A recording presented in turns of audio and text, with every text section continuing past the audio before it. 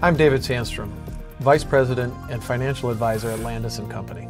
Dave, when we talk about diversifying an investment portfolio, we talk about diversifying within the different portions as well. Today, let's talk about the bond portion and specifically about municipal bonds. How do you explain what those are?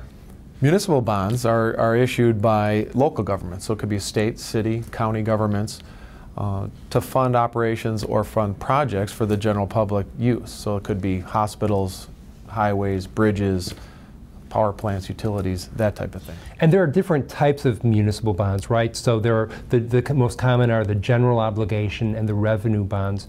What are the differences there? The general obligation bond is exactly what it sounds like. It's used to fund the general obligations of the municipality.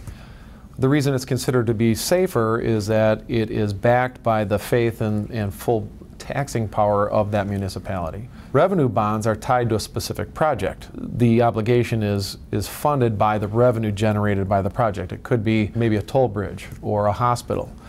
And if for some reason that particular project were to fail, then the bondholders are on the hook. The municipality can't just turn to the public there and say, okay, we're raising taxes to pay for this now. It doesn't work that way.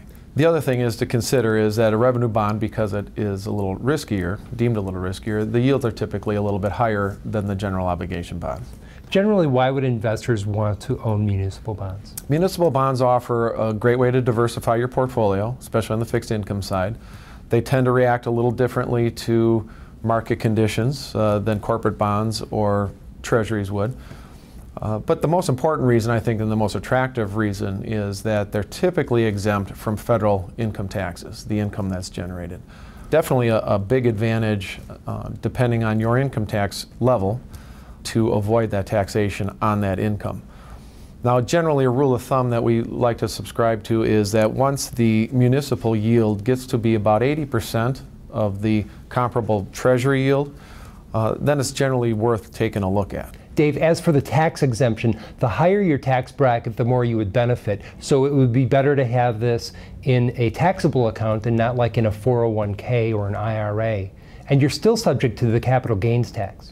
Yeah, really important point to realize, Joel, because a perfect example is this past year, we saw a tremendous price appreciation in a lot of municipal issues. And when you sell that and realize the gain, that is taxable. So it's just the income that's federally income tax free. What about the risks associated with investing in municipal bonds? Muni bonds carry similar risks to other bonds in the fact that they carry interest rate risk. The fluctuation in interest rates will impact them. And then there's also credit risk that you need to consider.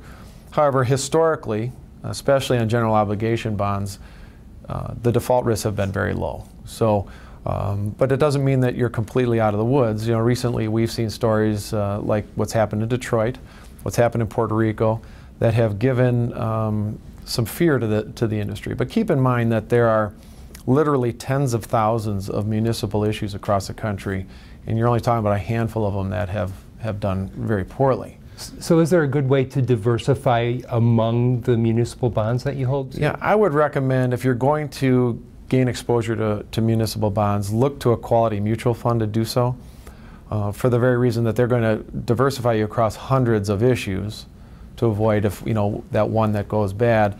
You know, in addition to that, you're going to be employing a manager in that fund that is going to be doing due diligence on all of the issues, spending a lot of time and effort to steer you clear of the trouble spot.